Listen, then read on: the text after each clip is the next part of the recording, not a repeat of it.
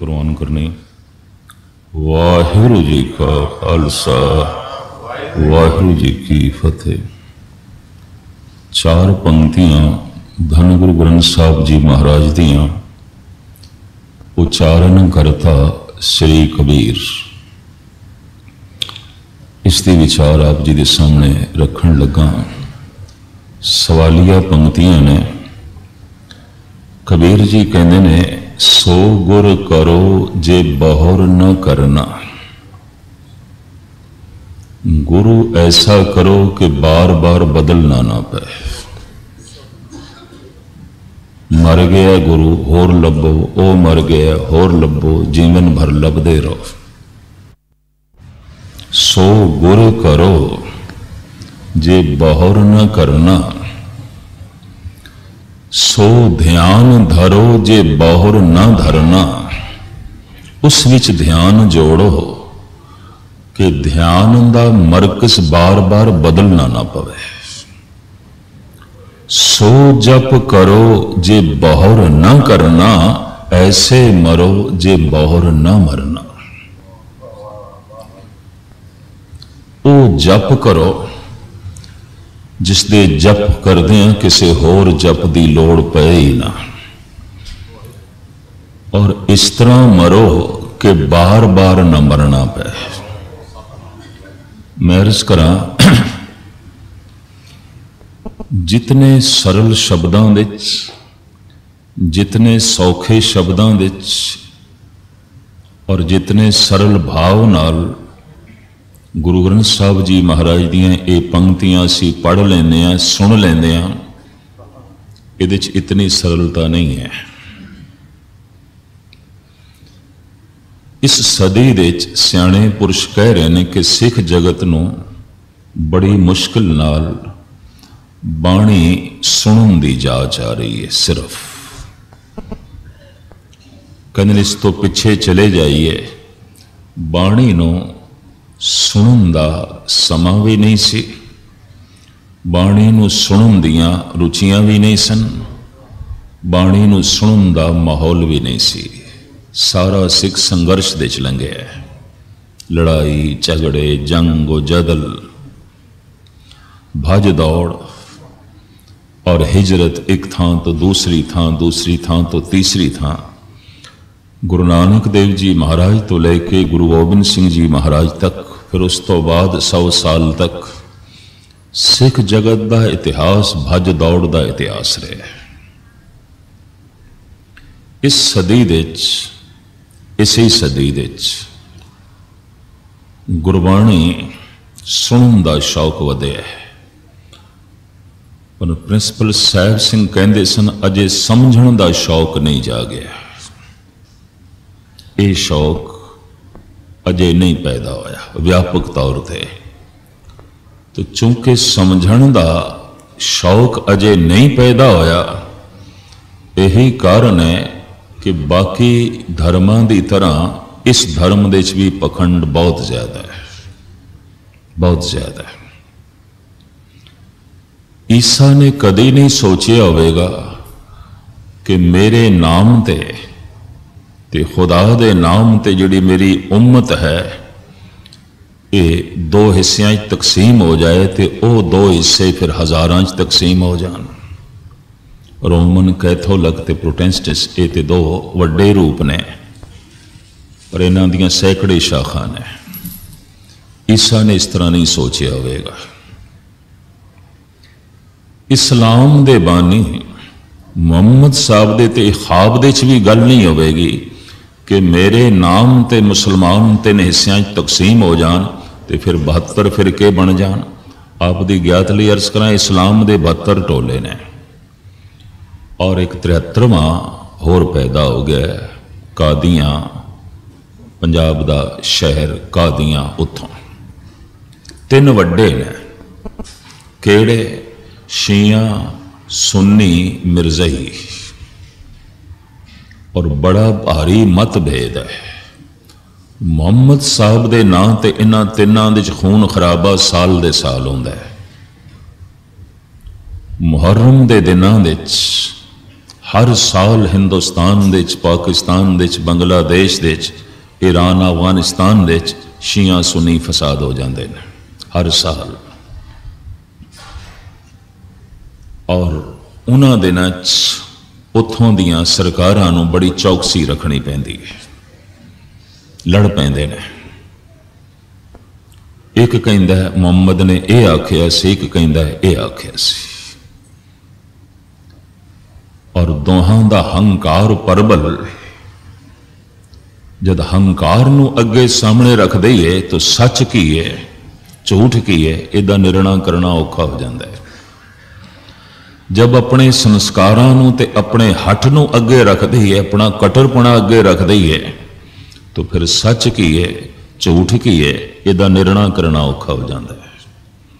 तो अज तक निर्णय नहीं हो सका सुन्नी ठीक ने, शिया ठीक ने कि मिर्जाई ठीक ने।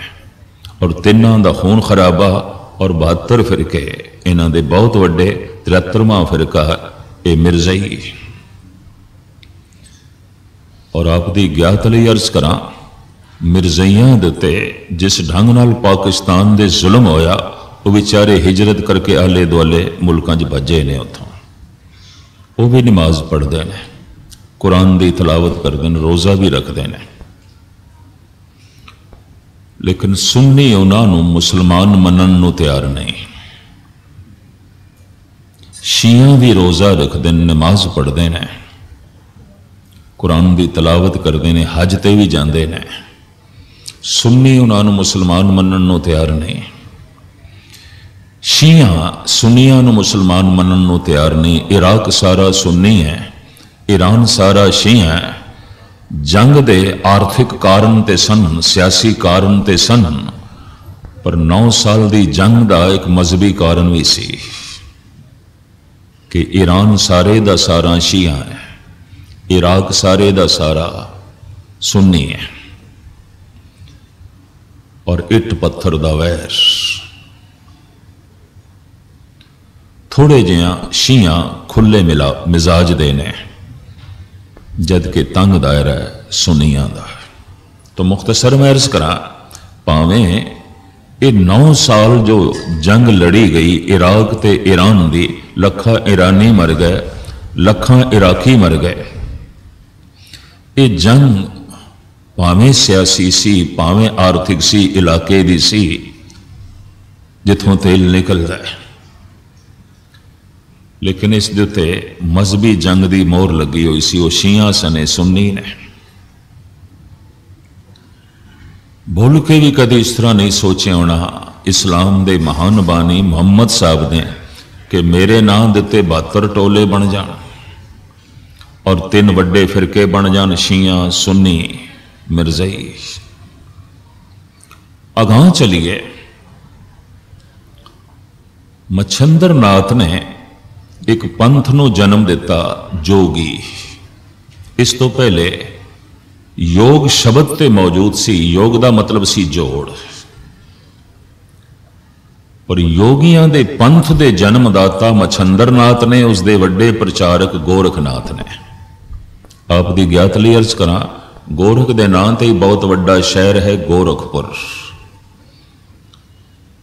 और योगी गोरख करके ही नेपालियां नूं गोरखा कहते ने। गोरखा क्यों कहते ने?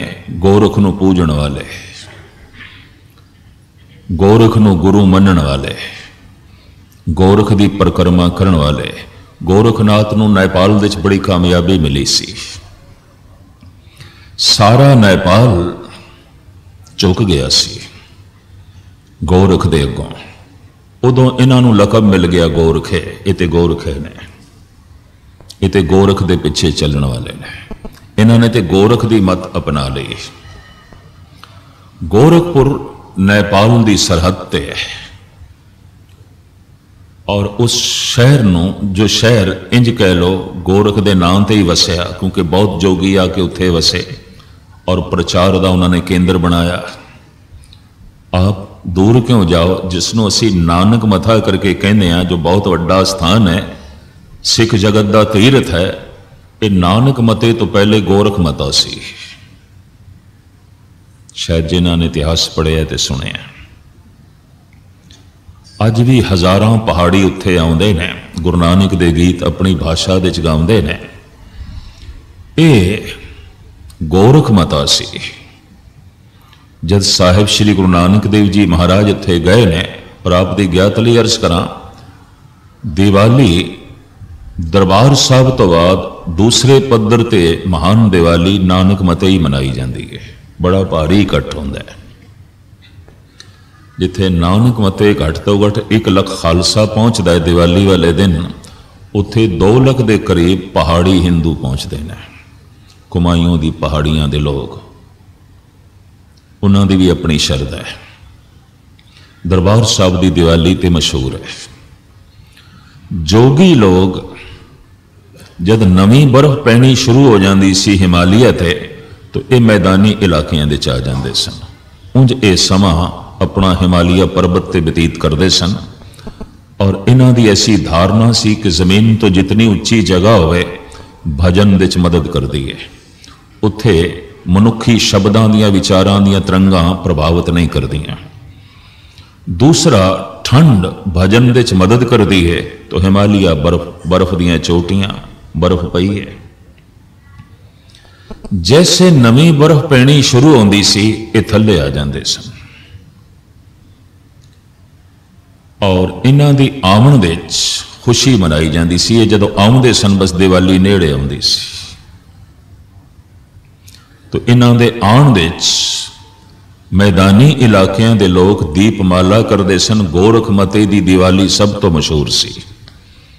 अज नानक मता, जद सतगुरु नानक देव जी महाराज उत्थे पहुंचे ने, जोगियां ने 2 गुलाब दे फुल सतगुरु दे कदमां ते रखे।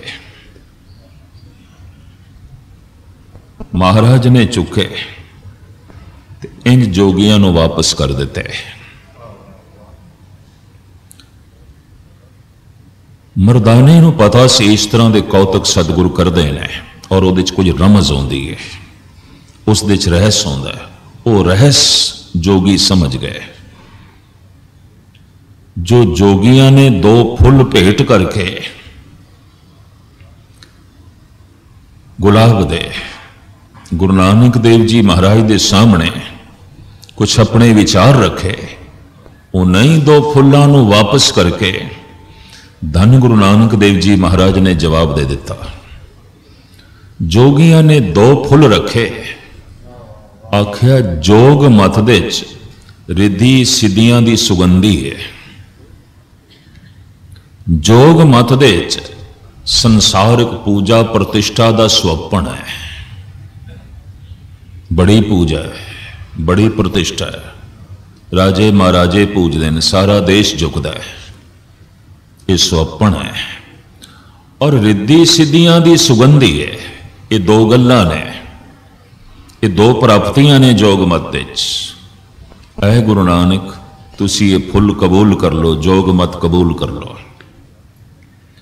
और आप दी ज्ञात लई अर्ज करा, सिद्ध गोश दे गुरु नानक देव जी महाराज ने दसिया भी है, जोगी मैनू इंज कहते ने, दर्शन बेख करो जोगिंदरा मुंदरा छोली खिंता, बाहर अंदर एक सरेवो खट दर्शन एक पंथा।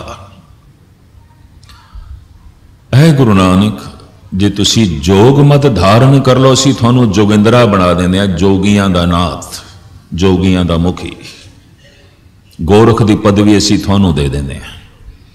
दर्शन भेख करो जोगिंदरा, ये रामकली सिद्ध गोष्ठ। दर्शन भेख करो जोगिंदरा, मुंदरा झोली खिंता, मुंदरा भी कन्ना च पा लो, भिक्षा लई झोली भी धारण कर लो, तन ते खिंता भी पहन लो, हाथ दे खप्पर भी लख दो, असी थानू गोरख की पदवी दे देंगे, असी सारे दे सारे थोड़े पिछे चलण नूं तैयार। लालच इस तरह ही दिता जाता है, थानू चलो उम्मत दा मुखी बना देंगे, टोले दा मुखी बना देंगे, आओ साडे विच, इस तरह ही लालच आउंदे ने। ना समझ लोग पै जाते हैं। दोवें फुल गुरु नानक ने वापस किए।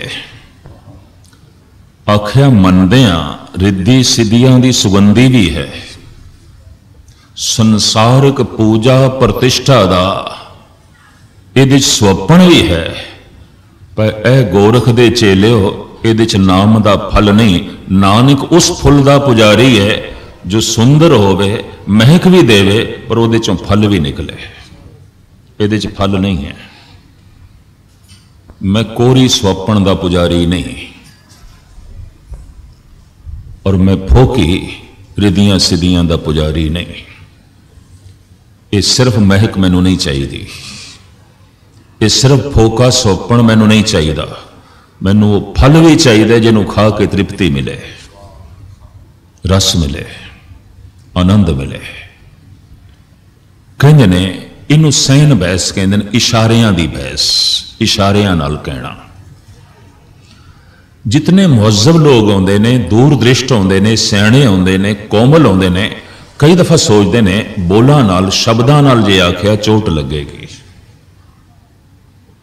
शब्दां नाल जे किधरे आख्या ठेस लगेगी, और जो शब्द बोल देते उहदे फिर अर्थ भी बदलने औखे हो जाएंगे। पर इशारियां दी चर्चा दे ते अर्थ बदल सकते हैं, भाव बदल सकते हैं, वापस ले सकते हैं। इस वास्ते कोमल दुनिया दे सियाणियां दी दुनिया च इतनी गल ते मन्नी जाएगी कि जोगी सियाणे सन, क्योंकि सिद्ध गोश दे जिहड़े उन्होंने सवाल गुरु नानक ते कीते ने मामूली सवाल नहीं ने, वो आम लोगों की तरह मामूली सवाल नहीं ने, बहुत वड्डे वड्डे सवाल ने। अध्यात्मक तत्त दे बहुत वड्डियां वड्डियां गल्लां उन्होंने गुरु नानक दे सामने रखियां ते गुरु नानक ने सुलझाइयां ने। इनू सैन बहस कहते हैं, इशारियां दी बहस, इशारियां नाल गल करनी। और सतगुरु ने भी इशारियां नाल जवाब दिता है, बोल के नहीं। ठीक है, मनदे हैं, रिद्धि सिद्धियां दी सुगंधी भी है, ते संसारिक पूजा प्रतिष्ठा दी इहदे स्वप्न भी है। पर मैं उस फुल दा पुजारी हां जिहदे चों फल भी निकले, ना हुंदा परमात्मा दे ना हुंदा, क्योंकि उस तो बिना मुक्ति नहीं। जोगी झुके ने, गोरख मते दा नाम नानक मता पिया। गुरु नानक नाल कई थां ते सैन चर्चा हुई है, बैन चर्चा नहीं, बोल के नहीं, इशारियां दी। जैसे सतगुरु जद मुल्तान पहुंचे तो गुरु नानक चुनाव जिहड़ा करदे सन, या तो धर्म के मुखियां कोल जाना है, या फिर अधर्म के मुखियां कोल जाना है, या तो साधुआं कोल जाना है, या डाकुआं कोल जाना है, या धर्मात्मा लोगों कोल जाना है, या ठग्गां कोल जाना है। अब देखना गुरु नानक का इतिहास सारा पढ़ो, जो ठग नहीं बन सकिया, साधु भी नहीं बन सकिया, जो जोगी भी नहीं हो सकिया, डाकू भी नहीं हो सकिया, गुरु नानक नहीं गए उसको। कारण कहते दोहां दे गति है, साधु भी कुछ कर रहे हैं, चल रहे हैं, डाकू भी कुछ कर रहे हैं। फर्क सिर्फ इतना है कि एक सीढ़ियां दे ऊपर चढ़ रहे है, एक थल्ले ले रहे। इन्हां दोहां को इस वास्ते गए जो ऊपर चढ़ रहे ने उन्होंने सहारा दईए, मदद दईए, किधरे हौसला ना हार बैठे, और उन्होंने दस दईए मंजिल अगे। और जिहड़े थल्ले उतर रहे सन उन्हों का रुख मोड़ दईए, अपनी शक्ति नूं थल्ले क्यों जायल करते पे, उपर उठो। ठगी सारी कढ़ दी, सज्जन दे तोते सज्जन बना दिता, राक्षसपना सारा कढ़ दिता, कोड़े विचों संत बना दिता, रुख मोड़ दिता। और मैं अर्ज करा, कहते शक्ति साधु कोल भी है, बिना शक्ति दे कोई साधु नहीं बन सकता, सिद्ध नहीं बन सकता। शक्ति की है? उद्यम है, उद्यम करने का चाह है, उद्यम करने की उमंग है, जीवन नूं प्रभु दे मार्ग ते तोर सके ऐसी चाहत है, ऐसी प्यास है, ऐसी तड़प है, वो करना चाहता, उसकी जिंदगी च गति है। पर डाकू की जिंदगी च भी गति है। और आप सुन के हैरान हो गए, अज का मनोविज्ञान सहमत हो गया है कि जो संत दे गुण ने वही डाकू दे गुण ने, जो डाकू दे गुण ने वही संत दे गुण ने। तुसी आखोगे अजीबो गरीब गल मैं सतगुर की हजूरी च कह रहा कि जिहड़े गुण डाकू कोल ने उही गुण संत कोल ने। संत अपने जीवन बारे बड़ा सावधान होता है, कोई गलत ख्याल मेरे मन दे च ना आ जाए, कोई गलत कर्म मेरे हत्थां नूं ना पकड़ लवे, कोई गलत दिशा मेरे पैरां नूं ना पकड़ लवे, कोई गलत बोल मेरी जबान ते ना सवार हो जाए। सुचेत होंदा है डाकू, बड़ा सुचेत होंदा है किधर मैं पकड़ दे च ना आ जावां, हत्थां च हथकड़ियां पै जाण, पैरां च बेड़ियां पै जाण। बड़ा सुचेत होंदा है, बड़ा सावधान होंदा है। साधु निडर होंदा है, भय तो रहत हो जाता है। और मैं अर्ज करा साधु खतरियां नाल खेडदा है, इंज कह लो, रिस्क लैंदा है। कदी नाम अभ्यास जिहड़े करदे ने, एक अवस्था ऐसी भी बनती है जिवें मनुख सोचता है अंदर महसूस करता मैं तो मरण लगा, खत्म होने लगा। थोड़े सामने इसका निखेड़ा करांगे। अभ्यासी उत्थे भी खतरा मुल लैंदा, कोई गल नहीं, मरण लगे तो मरण सी। कहो कबीर मरण मन मानिया, मरना मन ने मन लिया, मरना ही है। भगत कबीर कहो कबीर मरण मन मानिया, मर मर जाते जिन राम न जानिया। कबीर कहते जिस दिन का मरना कबूल किया है और मरने नूं वेख्या है, अमर जिंदगी मिल गई है, वो मरदे ही रहिंदे जिन्होंने मरना कबूल नहीं किया। जीवन भर मरते रहते हैं और कई जिंदगियां च मरते रहते हैं। संत बड़ा सावधान है, डाकू बड़ा सावधान है। संत निर्भय है, डाकू भी बड़ा निर्भय है। अगर भयभीत होवे तो इतने बड़े खतरे डाकू मुल नहीं ले सकता है। संत अद्धी रात जद लंघदी है तो उद्यम करता है और अमृत वेले प्रभु नाल जुड़न की कोशिश करता है। यकीन जानो डाकू भी डाका उसे वक्त ही मार देन जब सारी दुनिया सुती पई होंदी। डकैत उसे समय डाके मार देना। संत अमृत वेले जागदा है, डाकू अमृत वेले जागदा है।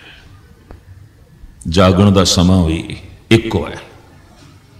संत फुर्तीला बड़ा है, आलसी नहीं है, और आलसी मनुख संत हो भी नहीं सकता। डाकू बड़ा फुर्तीला है, आलसी बिल्कुल नहीं है।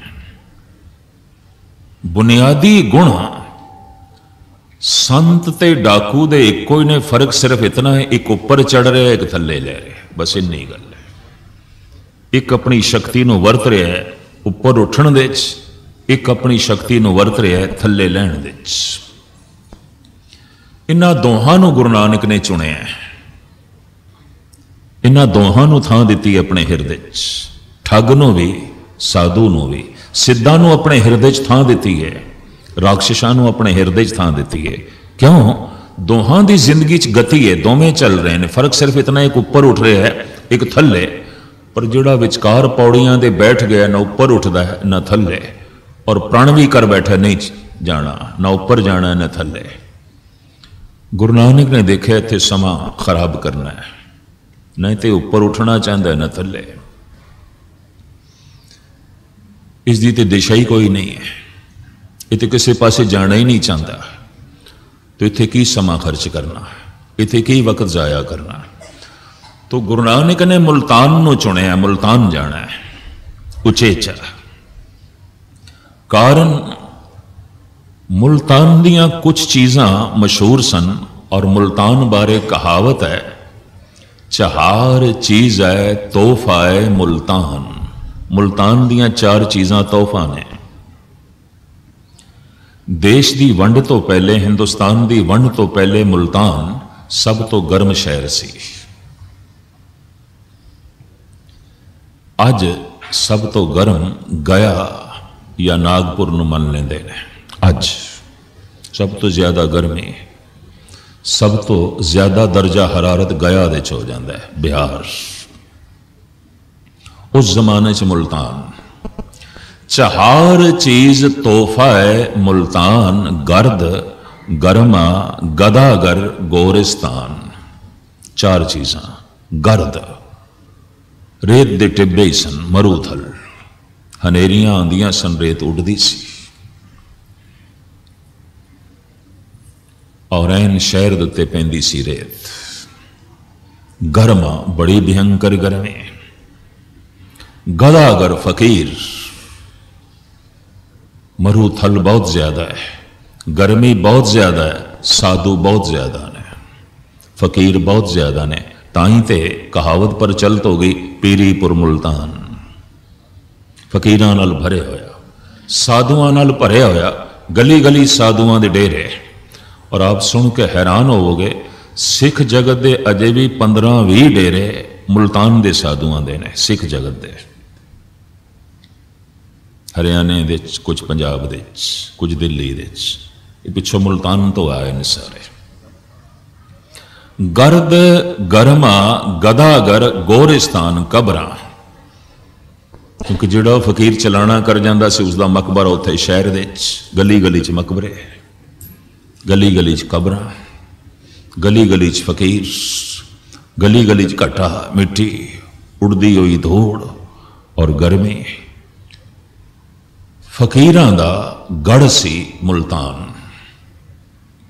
चले गए गुरु नानक, अजे शहर दे च पहुंचे नहीं, फकीरां नूं खबर पै गई फकीर आ रहा है,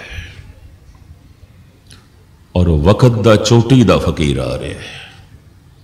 और ऐसा फकीर आ रहा है जो बोल के भी विचार करता है, जो इशारियां नाल भी विचार करता है। ऐसा फकीर आ रहा है जो बेशतर भाषावां दे च बोलदा है। गुरु नानक अरब दे च अरबी बोले, ईरान दे च पर्शियन बोले, अफगानिस्तान दे च पश्तो बोले, और 68 तीर्थां दे ब्राह्मणां नाल गुरु नानक संस्कृत बोले, और देश दे वख-वख प्रांतां दे च गुरु नानक देव जी लोकल बोली च बोले। यही कारण है कि गुरु नानक दी बाणी एक भाषा दे च नहीं है। कोई एक भाषा दा पंडित गुरु नानक दी बाणी दे अर्थ नहीं कर सकता। गुरु नानक दी बाणी नूं समझण लई उन्होंने संस्कृत आनी चाहिए, ब्रिज भाषा आनी चाहिए, अरबी फारसी आनी चाहिए, थोड़ा जिहा उसनूं जो है पश्तो दा बोध होवे, फिर उन्होंने कश्मीरी भी आउंदी होवे, पंजाबी भी आउंदी होवे, सिंधी भी आउंदी होवे, बंगाली दा भी बोध होवे, मराठी दा बोध होवे, तां जाके किधरे गुरु नानक दी बाणी दे अर्थ करे। सतगुरु दी खूबी। पातशाह शहर दे बाहर एक बगीची सी, उत्थे बैठ गए। जाना है फकीरां कोल, ये पता है सतगुरु नूं, और ये फकीर केड़े केड़े प्रश्न करनगे ये भी सतगुरु नूं पता है, और ये फकीर मैनू बर्दाश्त नहीं करनगे ये भी सतगुरु नूं पता है।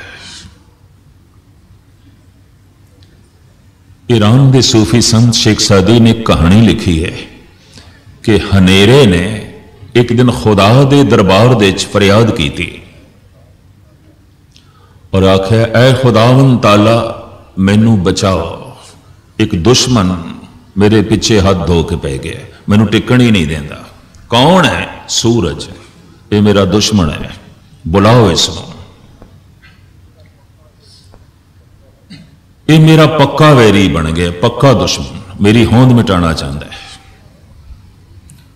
कहते ने खुदा ने हनेरे नूं तसल्ली दी, तू जा, मैं सूरज कोल पूछांगा। इस फकीर ने तंजी लहजे दे कहानी लिखी है। खुदा ने सूरज नूं तलब किया ते पूछया, तू हाथ धो के हनेरे दे पिछे क्यों पे है, क्यों दुश्मनी कमांदा है उहदे नाल? ते हाथ जोड़ के सूरज ने आख्या, खुदा मैं ते कदी हनेरा वेख्या ही नहीं, मैं उहदे नाल दुश्मनी क्यों करांगा, मैं तो वेख्या ही नहीं, मैं तो जानदा भी नहीं। जिन्हों मैं जानदा नहीं उहदे नाल मेरी की दी दुश्मनी, जिन्हों मैं वेख्या नहीं उन्होंने मैं की मारांगा। पर कीता की जाए, सूरज दी होंद हनेरा रहन नहीं देंदी, गुरु नानक दी होंद पखंड नूं रहन नहीं देंदी, झूठ नूं रहन नहीं देंदी, धोखिਆਂ नूं रहन नहीं देंदी। तो धोखा रहना चाहता है, पखंड रहना चाहता है, झूठ रहना चाहता है, फोकी पूजा प्रतिष्ठा रहना चाहती है, डरदी है।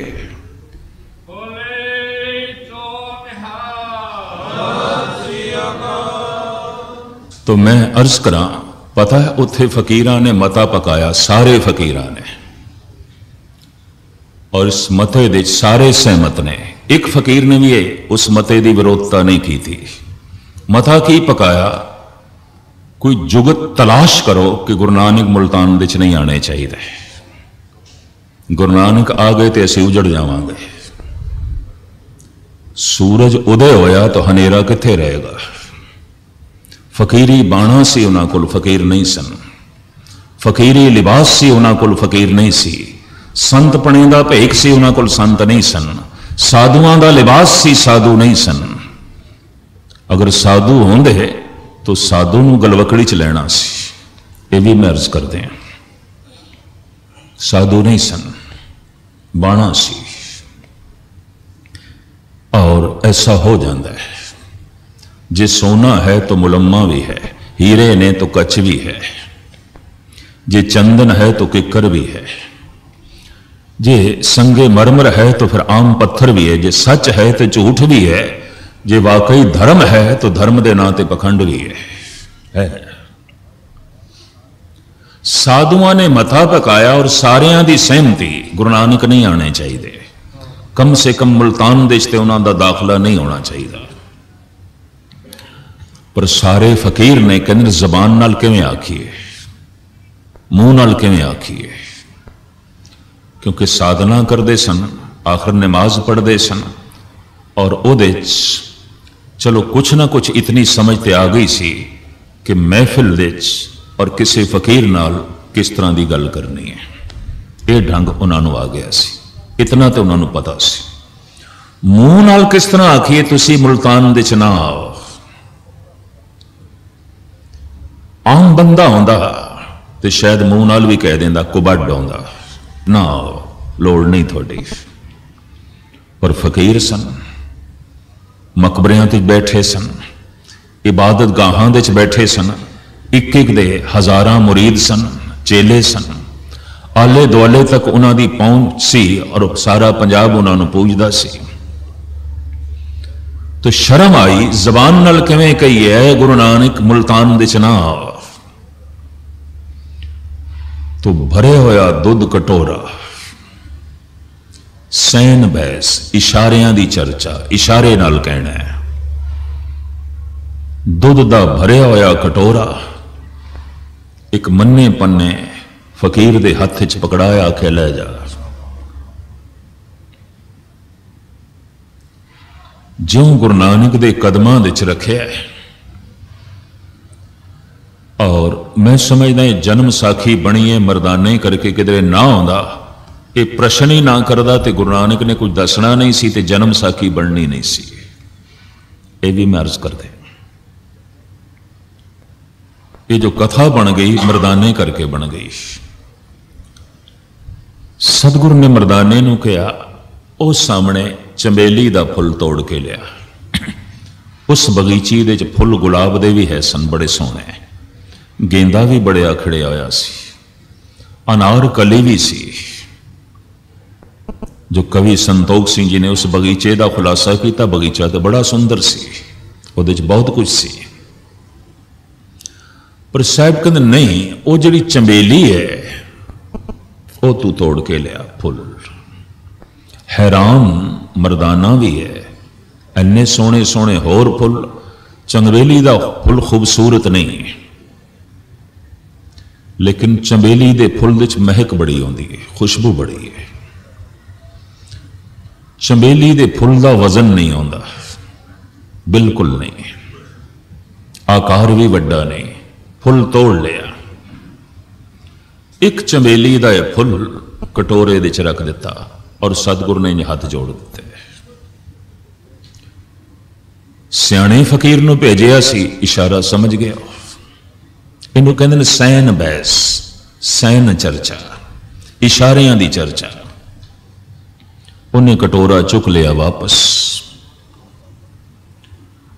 मरदाना पुछदा, बाबा इत्थे भी मैनू समझ नहीं आई। मैं समझदा गलबात ते थोड़ी हो गई, चर्चा ते हो गई, उन्होंने कुछ आख्या, तुसी भी कुछ आख्या।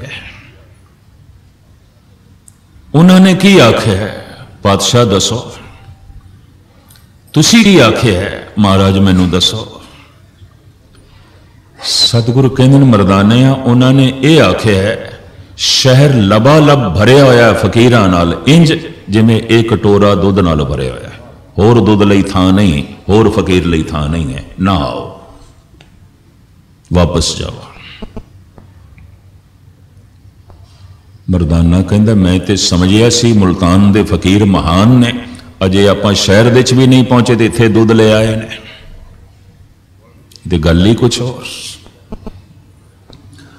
आप दी ज्ञात लई अर्ज करा, मंसूर ने किसी वक्त कहा सी, किसी नूं मारना होवे बेइज्जत करके भी मारिया जा सकता है, इज्जत दे के भी मारिया जा सकता है। किसी नूं मारना होवे रो के भी मारिया जा सकता है, हंस के भी मारिया जा सकता है। किसी नूं मारना होवे कुछ खो के भी मारिया जा सकता है, कुछ दे के भी मारिया जा सकता है।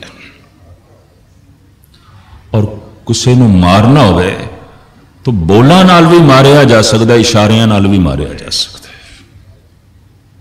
फर्क सिर्फ इतनी है कि उसकी भावना की है।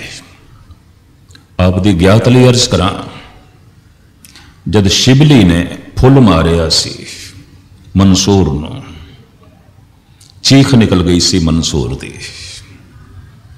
रोंदा होया शिबली कोल गया, आख्या हद हो गई, तेनू पत्थर पै रहे सन, तू हसदा रहा, तेनू चारों पासे तो लोग पत्थर मार रहे सन, तू हस रहा सी। ते मैं ये सोचा कि मैं कुछ ना मारिया तो मैं पकड़िया जावांगा, थोड़ा साथी गिणिया जावांगा, तो मैं तो सिर्फ एक फुल मारे, तू रो उठे हैं, मेरा फुल तेरे मत्थे ते लगे है, तू चीख उठे हैं, ऐसा क्यों? मंसूर कहता है, ऐ मेरे मित्र, सवाल ये नहीं कि किसी ने पत्थर मारे ने कि किसी ने फुल मारे है।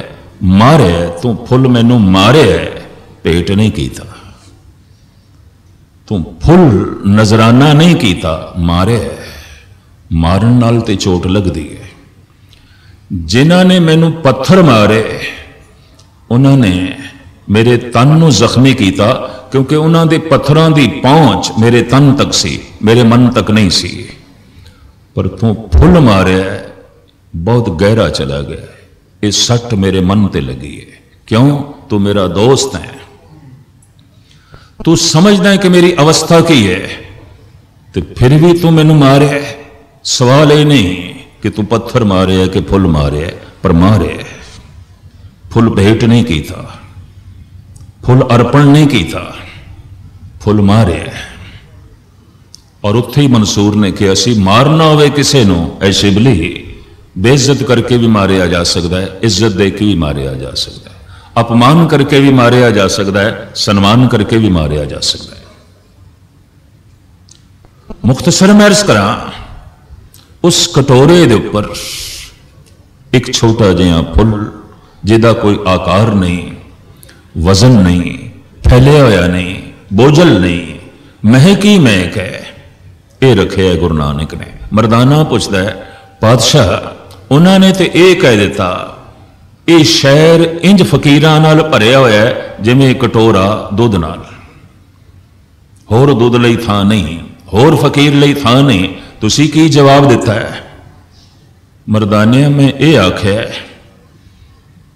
मेरे होण नाल किसी का दुध डुलेगा नहीं, मैं किसी का दुध नहीं डोलांगा, मैं इंज रवांगा मुल्तान दे जिवें इस कटोरे दे चंबेली का फुल, महक भी देंगा, सुगंधी भी देंगा, पर मैं किसी का दुध डोलांगा नहीं, किसी का अपमान नहीं करांगा, किसी का सन्मान खोवांगा नहीं, किसी की गद्दी की मैनू लोड़ नहीं, किसी का सन्मान मैनू नहीं चाहिए। मैं तो इंज रवांगा जिवें चंबेली का फुल, महक भी देंगा और अपनी थां आप बनावांगा। सतगुरु इत्थों इशारतन कह गए, रहना होवे जगत दे बोझ बन के ना रहना, सिर दा भार ना बनना। कई दफा ऐसा होंदा है, एक भरा दे सिर दा बोझ बन जाता है, भार बन जाता है, बर्दाश्त करना औखा हो जाता है। कई दफा ऐसा होता है औलाद मां बाप के सिर का बोझ बन जाती है, भार सहन करना औखा हो जाता है। और गुस्ताखी माफ कई दफा मां बाप ये भी बोझ बन जाते हैं। इतना बोझ, इतना भार कि कई दफा पुत्र लिए चुकना औखा हो जाता है। कई दफा मित्र दे सिर का भार बन जाता है। और कई दफा ऐसा होता है कोई राजा कोई हुक्मरान किसी देश का प्रजा के सिर का बोझ बन जाता है, उन्होंने चुक के रखना, उन्होंने बिठा के रखना औखा हो जाता है। और जब सिर के उत्ते भार वध जाए तो सिर हिल जाते हैं। सिर का हिलना की है? इनकार करते हैं, हिल जाते हैं सिर, भार बहुत है, नहीं कबूल है, नहीं बर्दाश्त। मरदानिया में यह आख्या है अगर किसी के सिर ते भी बैठना हो तो चंबेली के फुल की तरह, ताकि किसी का सिर हिले ना, उन्होंने महक मिलती रहे, बोझ बन के ना रहना, भार बन के ना रहना। मैं तो उन्होंने ये जवाब दिता। दो गुलाब के फुलों के राही जोगियां ने गुरु नानक देव जी महाराज के सामने ये विचार रखी है, जोग मत धारण करो, ये रिद्धियां सिद्धियां की सुगंधी है, ये संसारिक पूजा प्रतिष्ठा की सुहापन है, सुंदरता है। मरदानिया में वापस कीते ने मैं आख्या है कि रिद्धि सिद्धियां की सुगंधी है, मैं मनदा, क्योंकि तांत्रिक योगा है और वो तांत्रिक योग रिद्धि सिद्धियां की प्राप्ति लई है, मैं मनदा है। ये संसारिक पूजा प्रतिष्ठा की स्वप्न भी है, सुंदरता भी है, पर ए जोगियो ये नाम का फल नहीं है। नानक उस फुल का पुजारी है जिहदे फल भी हो। वापस थानू कबूल है तो मैं वो फुल भी दे सकदा जिहदे फल है। उत्थे जोगी झुके ने, गोरख मते का नाम पे है नानक मता।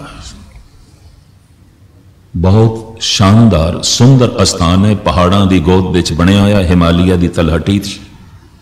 और करीबन पहाड़ी लोग दिवाली वाले दिन उत्थे जो है आउंदे ने।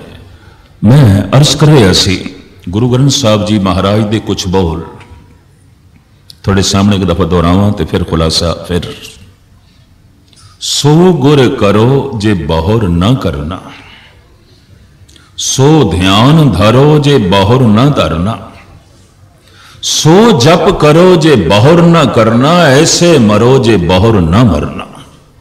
वो मरना की है, वो जप की है, वो ध्यान की है, वो गुरु की है, जिन्हों एक दफा धारण करिए तो हो नवे नवे की लोड़ ना पवे। ये अपने आप दे समा ते खुलासा मंगदा है। मैं कल सवेरे दे दीवान थोड़े सामने इन्हां पंक्तियां का खुलासा करांगा। चेते तुसी रखना, सो गुर करो जे बहुर न करना, सो ध्यान धरो जे बहुर न धरना, सो जप करो जे बहुर न करना, ऐसे मरो जे बहुर न मरना।